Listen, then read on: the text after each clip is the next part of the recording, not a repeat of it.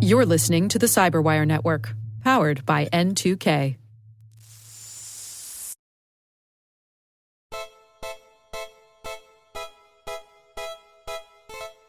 Okay, guys, we've had a whole month to plan our next cold open for the show. What have you come up with? All right, picture this. We're brave knights, armored to the teeth, marching through the server room dungeon. And there's a massive malware dragon. It breathes fire, spews corrupted files, and only we can save the mainframe. And I'm swinging a sword made of pure antivirus code. Every swipe deletes a Trojan instantly.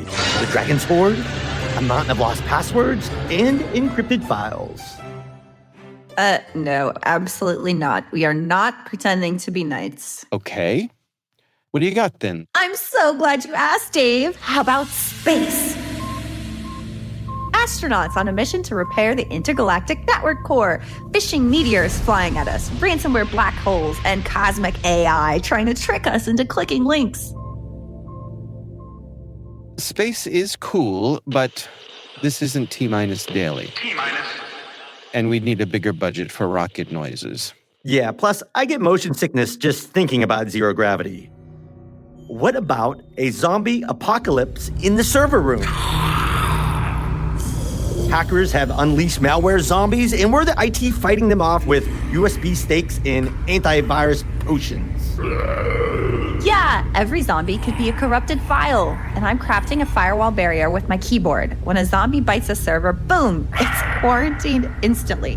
There's suspense, drama, maybe even a slow motion delete scene.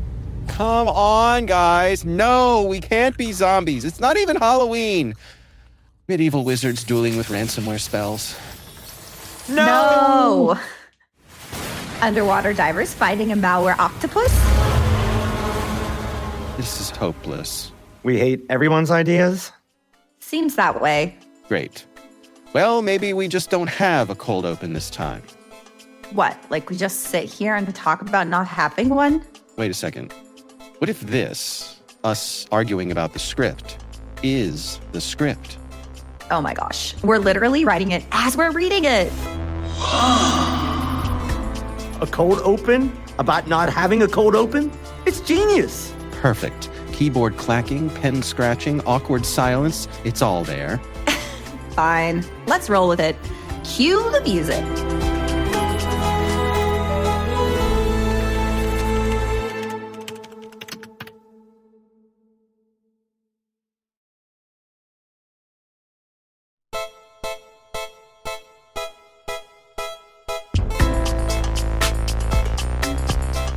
Hello to all our listeners. You are listening to Only Malware in the Building. I am your host, Selena, here with Dave and Keith. And first of all, Happy New Year. We're back. It's January 2026. New malware, new hacks, new fun to be had. How are you guys doing? Doing great. Happy New Year to you guys, too. Great to see you again. Happy New Year. I'm still going to be writing 2025 on all my checks for the next couple months at least. You still use checks? No, actually, I don't write checks, but what I do is when I announce the date for the Cyberwire Daily every day, it takes me about a week to switch over from 2025 to 2026. And so I get notes from our editors that are like, Dave, it's 2026. Can you re-record that, please? I also have this problem when doing campaign data. I always forget to change the titles of campaigns to 2026 the next year. The other thing I end up doing is just for the audio editors, I'll just create a file that's me saying 2026 in a bunch of different ways so they can edit it in wherever needed. So I'll just say 2026, 2026, 2026, 2026, 2026, 2026. So they can choose whichever version to correct me, and then they don't have to come back and bother me. That is it's genius, Dave. Genius. It's not my first rodeo. Someone is a professional podcaster. Well, I'm also self-aware of my own limitations, so I try to not let my shortcomings affect the rest of the staff. So I try to anticipate their needs. Well, you're the whole package, Dave. And, you know, I think that since it is 2026, brand new year, we should think about maybe what a big year for 2025 supply chain compromise was.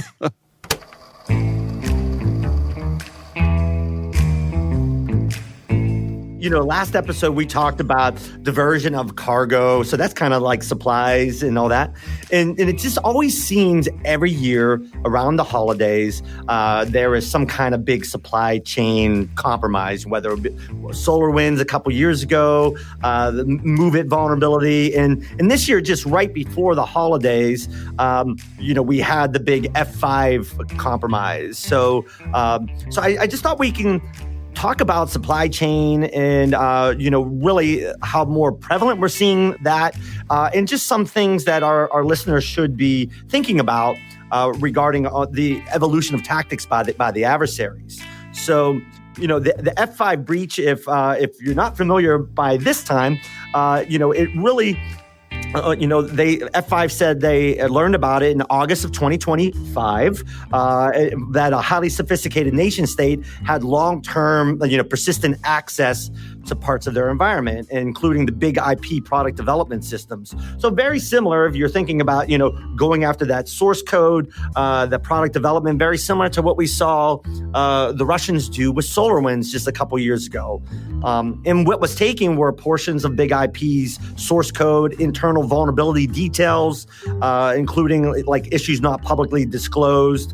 And they were attributing this attack to Chinese nation state actors. So whereas SolarWinds was Russia, now we have, the other big nation state adversary kind of copying that, saying, hey, look, we can kind of do the same thing. We can get long-term persistent access and get in there and kind of see what things we're doing. And instead of trying to hack each company individually, now we get into that supply chain and now we have access to hundreds of different, companies that are out there. So it was just another fascinating story that I wanted to talk about with you guys today, just because we're seeing more and more of this, over the years.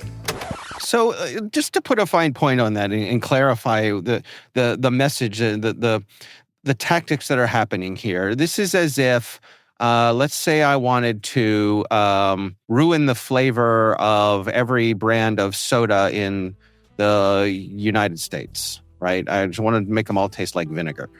Or change the flavor of a dip, Dave. Well, let's not go too far here. Let's not be hasty. So one way to do that would be to get into Coca-Cola and poison their soda, to get into Pepsi and poison their soda, to get into RC and poison their soda. Or I could get into the company that makes all of the bottles and put some sort of flavoring in the bottle before it even gets to all of those manufacturers. So that's the supply chain, right? It's the suppliers to the providers getting into that line before maybe even several steps before it's ready to be shipped off to us. Do I have that right? You're spot on that. And, so when you think about like getting into the software, and then that software is being used by hundreds of companies out there. Now, you have that back door in there. Those applications have been whitelisted by, all of the security teams. So when they see, this software that's legit, that they have purchased the license, calling out to certain things, that is not nefarious activity. That's just the behavior of that application. So when a threat actor can get into that source code, they're really able to live off the land and be hidden, from network defenders. Well, and I think it's interesting too, because they did steal the source code. That was part of the overall campaign. And, even though there's still sort of unclear like what the overall fallout of this is, I think that it's interesting that they could potentially theoretically operationalize that in some way, right? Like they could find potentially vulnerabilities within the code itself that the organization might not be aware of to further develop attacks. But I think, this just continues to highlight that threat actors are targeting the tools and resources that enterprises are using every single day, as opposed to going after like individual enterprises. Targeting the supply chain, especially, when it comes to organizations that are having things publicly exposed, right? Like a lot of these things that also might not necessarily be aware of, that they're going to be like externally facing, or some older pieces of equipment that they don't really realize are running this type of software. So I think there's a lot of potential risk every time we read about a new supply chain attack. It's just like, okay, well, this was like one incident, but what is the potential fallout? Like how could threat actors operationalize the information that they got or the access that they got like further down the road?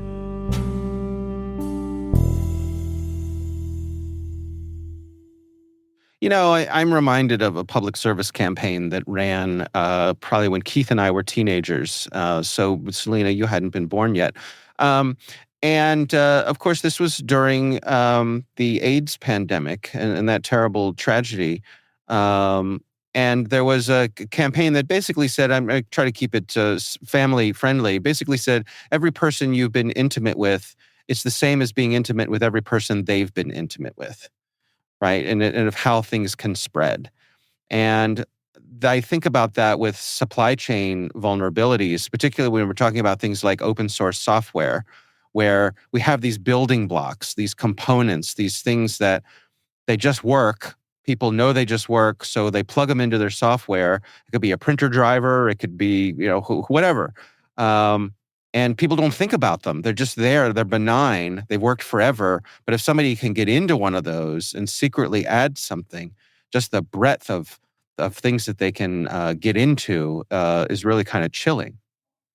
Yeah, and I mean, you mentioned like those type of like printers and routers, and that's one of the techniques that we're really seeing these adversaries use, like Volt Typhoon and some of the other sophisticated APT groups, where they're not necessarily going in on a piece of malware that's that they're delivering through a fish, but they're getting up on a router, they're getting up on another device, they're just sucking down the passwords and seeing that stuff, and then they could go in through legitimate access so that they're not raising the flags. So, because, you're not having, endpoint detection on a router, you're not, on a printer, so these are different places that we're seeing the adversaries kind of hide, because that is, there are no security tools and people aren't monitoring those like you are, your desktop or something, or, another server for the activity. So we're really kind of seeing them pivot to those type of devices.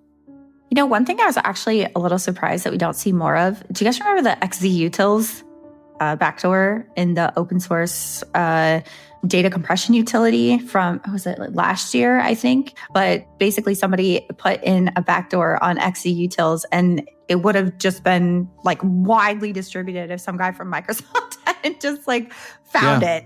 Right. It was just luck. Yeah.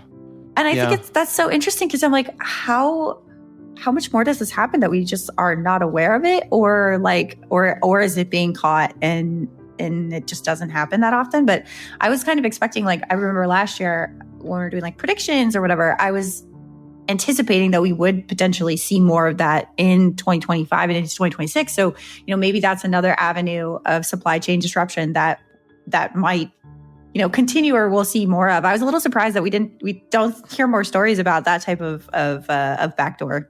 Yeah. And one of the things that we're seeing, and I think one of the other keys here is that, these supply chain attacks aren't just limited to sophisticated nation state actors. We're seeing a lot of e-crime groups that are doing this.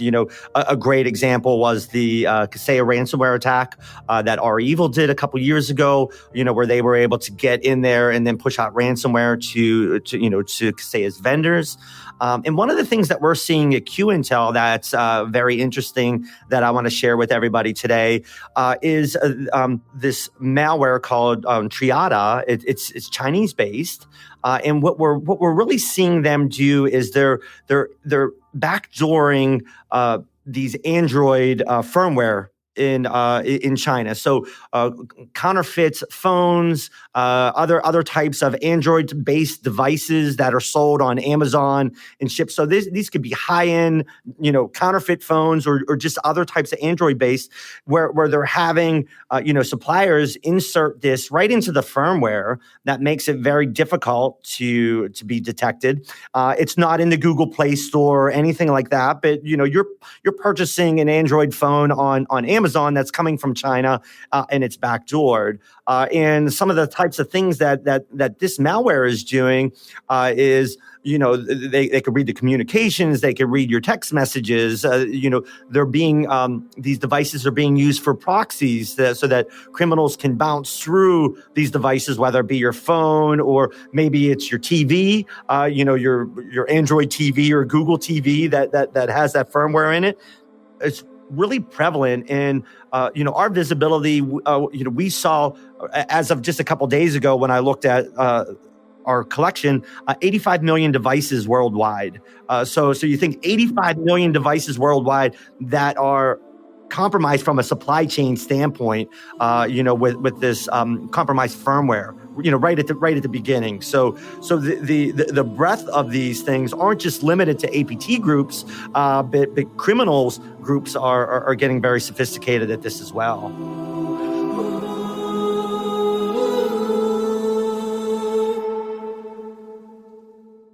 Stick around after the break. And now a word from our sponsor, ThreatLocker, the powerful zero-trust enterprise solution that stops ransomware in its tracks. ThreatLocker Protect is the core ThreatLocker product focused on endpoint security, designed to prevent unauthorized software from running, control how applications interact, and manage access to storage devices.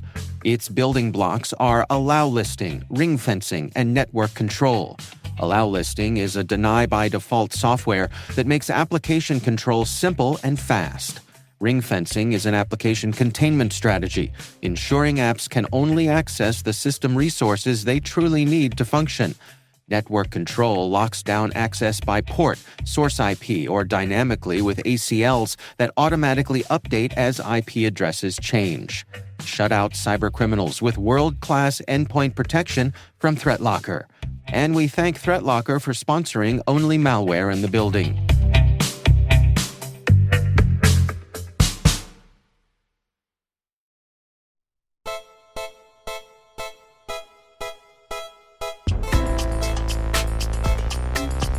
How much of this is about trust?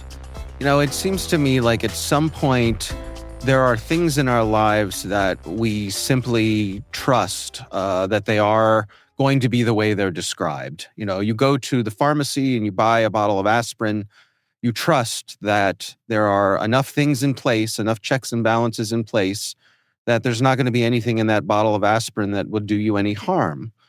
But I think even today, some of the things, like we buy stuff through Amazon, and Amazon has a huge counterfeiting problem. Things like drill batteries, like cordless drill batteries that they have all the labeling that looks like the authentic thing, but they're not. And they could catch fire, or simply not perform as well as you want them to perform. Do you suppose that people are becoming a little more wary of things and inserting more verification into their day-to-day rather than simply trusting? I think when I buy something on Amazon, I trust it, and I think that's the thing right now. The everyday average person, if they're going to buy an electronic device off of Amazon, they're thinking that, hey, I'm getting a legitimate product. They're not necessarily thinking that this could be a counterfeit device and backdoored. So, because it's manufactured over in China, they're not thinking that way. So I think we're a very trusting society. When you said, when you go to the store and you buy that good, you're not thinking, I don't even have one thought when I go and buy something that this is counterfeit and this is backdoored. My brain's not even thinking that. And that's where these threat actors, they really prey on that trust. And that's really the key. I think too that, if you're asking, are we just too trusting?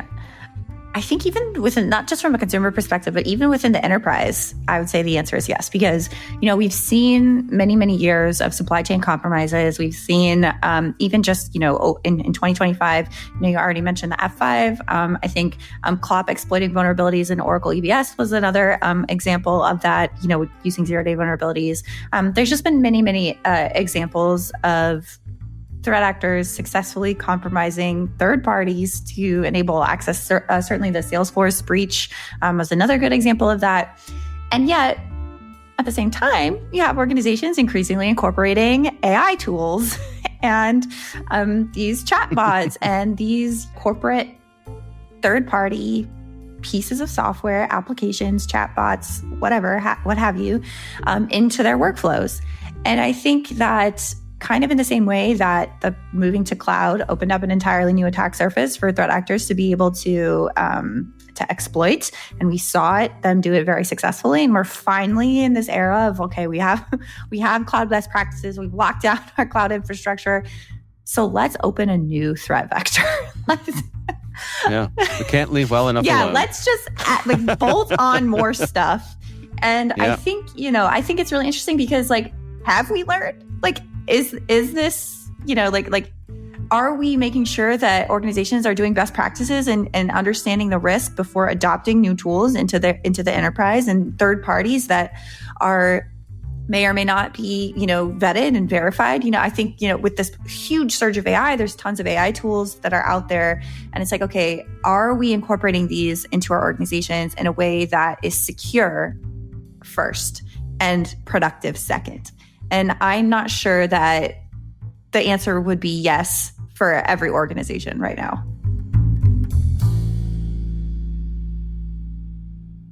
Yeah, and I think too, when you're thinking about software development, there's a lot of shared code out there, on GitHub, where they're just, hey, I need to solve this. Let me go on Git and let me see what's out there. Let me just pull that down, and I'm going to incorporate that right into my product, because the software developers aren't necessarily thinking from a cybersecurity standpoint. They have a job to do, is hey, I have to develop this product, and this is what it needs to do, and I got to write that. So from utilizing AI to write software that maybe there's bad things that could be poisoned into that, to just pulling down things that's a poison repository on Git. So it's just you got to really get that security by design, so to speak. Really into that product development and making sure that they understand the threats that are out there. What about SBOMs, software bills of material? I mean, how does that play into with the transparency of basically having you have a list of ingredients on the box of Pop-Tarts that you buy, that software has to have that bill of materials as well? When you're developing that software, you gotta, have segmentation. You gotta verify updates using SBOM. You gotta be verifying signatures. In what you can, if you can kind of reduce any kind of a blast radius of, if something's bad here, it's not going to destroy everything, as well. That's my thoughts. I'm not a software designer, so I'm not the best on that. So I do think SBOM is very interesting in theory. I think in practice, it hasn't fully gotten adopted to the point where it's actually incorporated. Because first of all, how many organizations even know what's in their network? I think that, some of them do it very well, right? It's just, there's a wide variety of maturity within the enterprise. And to say, oh yes, the calorie count or the Campbell soup label for my software or hardware will save me. I don't think, I think that, you can put a sticker on it and say that you should be mindful about this, but it just sort of adds an additional layer of, okay, this is yet another box I have to tick. So it's part, I think it's in part due to the integrators and the supply chain entities to be able to make sure that they're making it easily, effectively communicating when things need to be updated, providing patches, and being very transparent with why and how they're incorporating upgrades.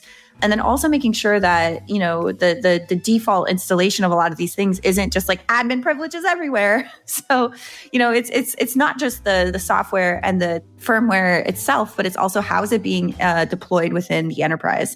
And there are some things, right, where in industrial control systems, things like that, just this very, very old equipment just can't be updated.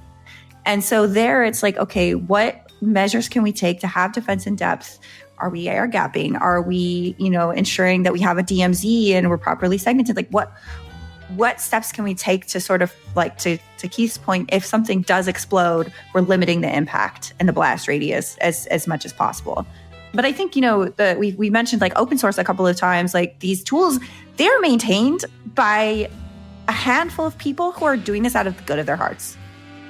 And what we see a lot of times with some of these supply chain compromises is that it's because there is something that is happening in open source software that was found by a volunteer or just some guy who was like, I'm just going to look at this code and is like, wait a second, this is really weird. And so you have, this like constant push and pull between like, okay, like these are where some of these like really important flaws are being used. We have millions of companies that are relying on this software in their environments, and it's being maintained by a guy in Nebraska. The good thing is that we have those white hats that are doing that. And, that there are these people that are, policing, the internet and providing their knowledge. But the bad thing about that is that it's just like it's these couple people that are doing that. And there's not like this organization or something that's a little bit more organized, around that policing.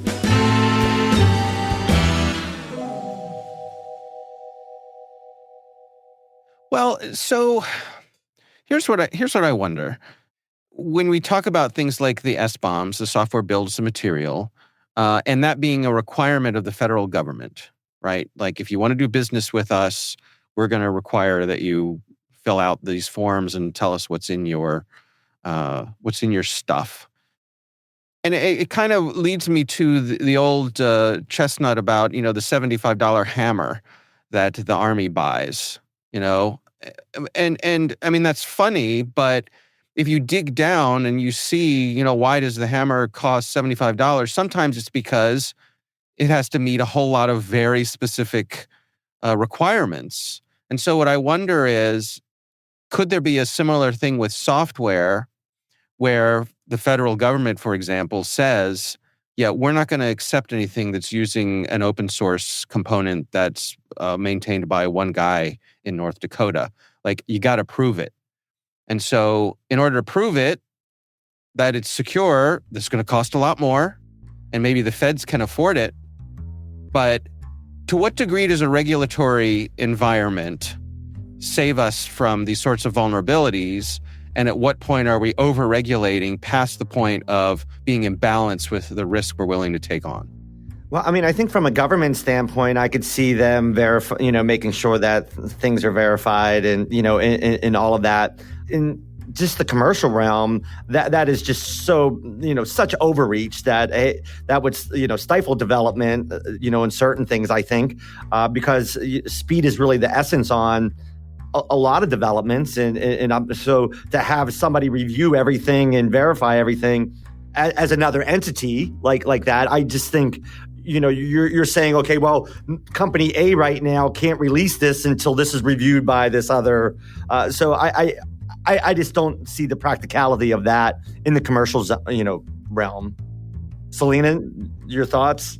Well, I think that there is so much of our world that is supported by open source software, and that the maintainers are not given the pay, recognition, or support that they deserve. And I think that basically saying, well, you can't work with us if you're using these like open source packages or whatever is just never going to happen, because Agreed. Every company is using it. Do you guys remember Log4j? This was like years ago. Yeah. Just a couple. That was another. I think that was another holiday supply chain type compromise. Yeah. I was like, it's been 84 years, and everyone was so mad. And there was this guy was interviewed, and he's like, I have been awake for 35 hours. I have been trying to fix this. I am but one man. There was like a few people that were working on it, but like Log4j, everyone was using it. And then people were like, hold on a second. Is this software just like really just maintained by this like handful of people, and this like one person who's not his full-time job is in charge of like fixing this massive issue? And so I think that, if we're talking about issues of the supply chain, I also think we have to talk about like ethical business practices and support of open source software and the community that's building and supporting all of these things, because it can be very, very, very thankless. And especially when, some of these supply chains compromises are based on these open source tools, there can be like tremendous backlash to these people that are really just doing this because they believe in open source software. And, I do think there should be more responsibility on companies that are using it to actually pay and support a lot of these efforts. So it's an interesting sort of problem. But of course, it's a lot different when it's like a private company that's a third party that gets, that has some sort of cyber attack impacting them, and then their customers are getting impacted in the fallout by that, because then you do have like additional resources to be able to support and maintain that. So it's a little bit different, but yeah, I think the oh my gosh, open source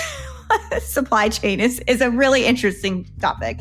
Yeah, I mean, that's probably a whole nother podcast. I mean, because, when you're just thinking about, there's so much open source components that are out there that could be exploited to really deliver a large scale attack.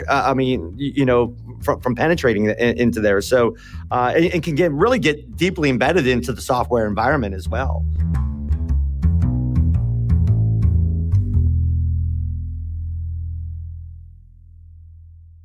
Well, let me come at it from a different direction, because, you say that'll never happen. Like, we will never get rid of open source software because of costs and all that sort of thing.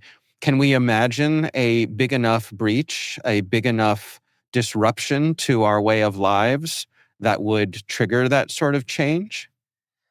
I don't know. I think it's just going to be you got to just start verifying certain things before we release things. I mean, the company itself that's going to be affected by it is going to be a little bit gun shy, and then is going to be a little bit more diligent at reviewing, the software before it's going out and tested it, in the dev environment. But I just don't. I don't see that happening unless you're really affected. I think that if that does happen, I will be so curious to see what actually is the straw that breaks the camel's back, because I would have thought it would have happened by now, frankly. Even if we're not even just supply chain, but if we're thinking about, from the ransomware perspective, I oftentimes think of the Ohio River fire that really pushed forward the environmental protection. And so there was this big event that caused a lot of people to care about this, that introduced legislation and the EPA. And there was like a lot of environmental support built off of a very serious, horrible thing that happened. And I often think like, okay, we've had ransomware attacks hitting hospitals. We've had ransomware attacks disrupting pipelines. We've had, supply chain compromises that have really crippled a lot of entities. We've had not even cyber attacks, but outages of main core components of the internet that take down a lot of businesses. And there hasn't necessarily been this moment that's like, okay, we have to solve this problem in the same way that something like the Ohio River fire or seatbelts in cars have had. And so I think that, and I don't know if it's because people think of like, oh, well, cyber's just like different. It's not, it's not safety. It's not healthcare. It's, it's not something else.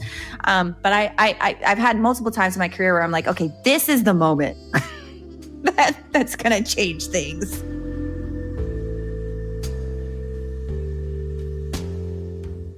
Like if airplanes started falling out of the sky or the lights went off for more than, a flicker, I could see that getting people's attention. I mean, we saw it when with the gas pumps being turned off. Like that was. I thought that would get more attention than it did, but people move on. And I think, though, that for the most part, cyber criminals and even APT actors, they're trying to avoid those type of things. Cyber criminals, at the end of the day, they want their money. When we had, that cyber criminals that hit the Colonial Pipeline, they were like, oops, sorry about that. We didn't mean to wake, the sleeping giant, we'll just kind of back out of this here. From an APT group, they don't want to cause any kind of damage because, they would think that maybe the U.S. would do a retaliatory attack, So if the Russians or Chinese are in our power grid, you kind of hope that our U.S. components are in their power grid too.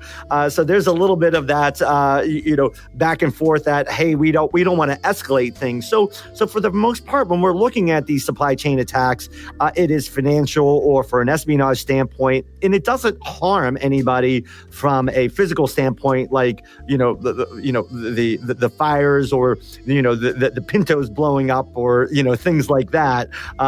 So it is a little bit different. So I don't think that there will necessarily be some big event that would spur like a total lockdown on things. My opinion.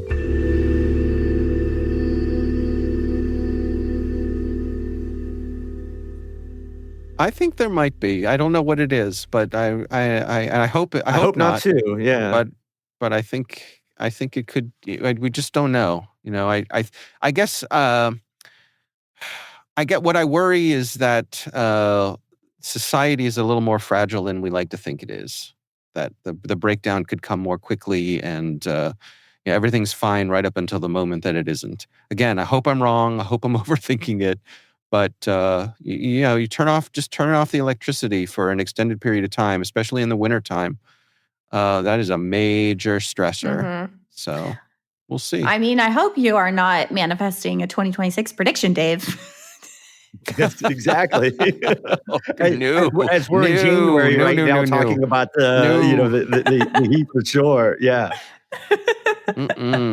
From these events, hopefully our defenders learn, from these, and we evolve and we become safer. We've talked a lot about the negative aspects of all this stuff. A bit with each thing that we discover on this, we also learn and hope to make ourselves stronger and be a little bit more of a hardened target or a deterrent to some of these threat actors, where then they have to then pivot their TTPs as well for their next thing. So we do learn and we do get a little bit more resilience. We could always be better, but we do, are able to strengthen ourselves based off of this stuff. Mm-hmm, mm-hmm. Yeah, and I think of thinking about the supply chain, and I am hopeful that because of what we have learned from supply chain compromises, from cloud compromises, that we are thinking about risk and resilience when we're incorporating third-party applications, especially when it comes to AI enabled things. You guys know how I feel about that.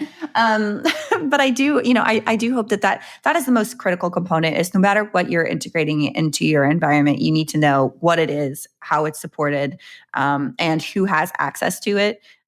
Because and what access you're granting, whatever the application, software, firmware is too. So, I'm hopeful that, we can, like to Keith's point, we can learn from these.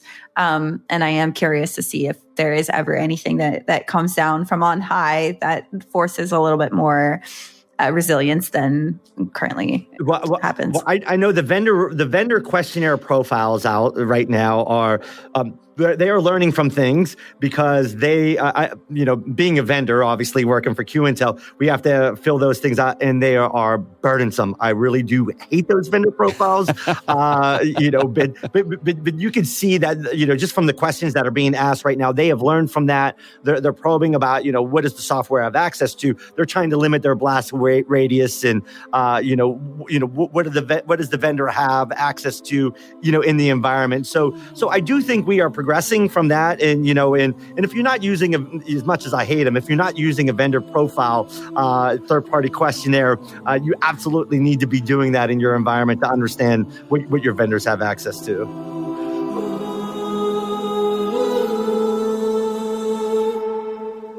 We will be right back after this quick break.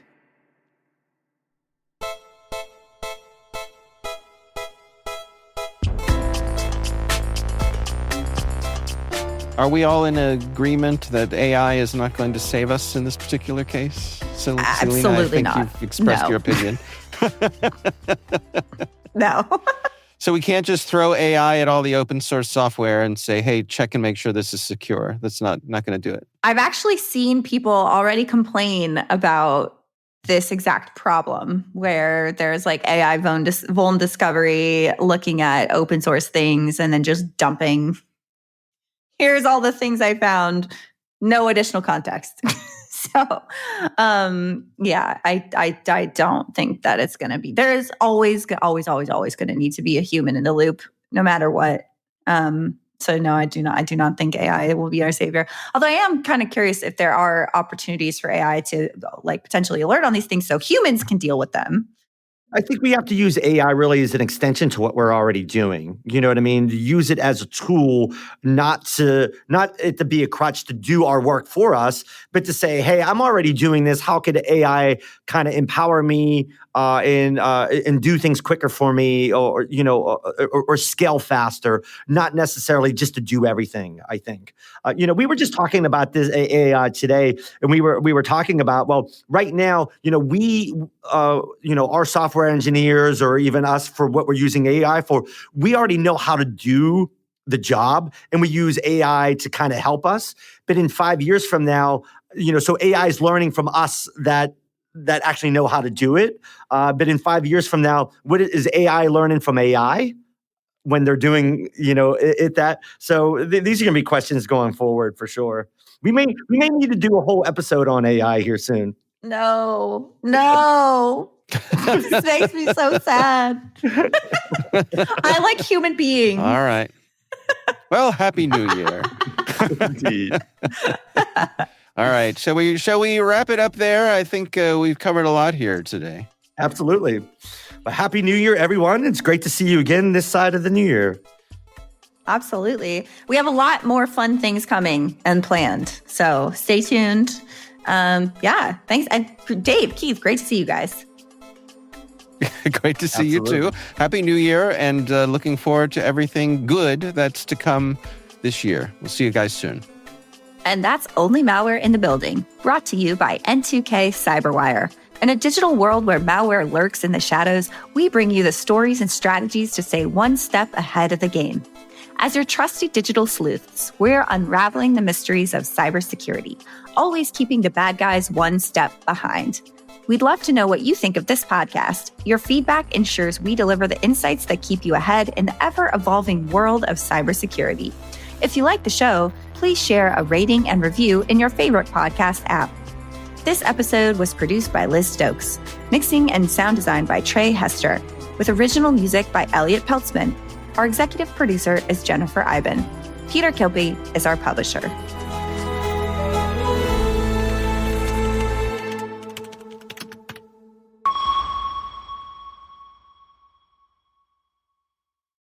Thank you to ThreatLocker, the powerful zero-trust enterprise solution that stops ransomware in its tracks, for sponsoring Only Malware in the Building. Visit threatlocker.com.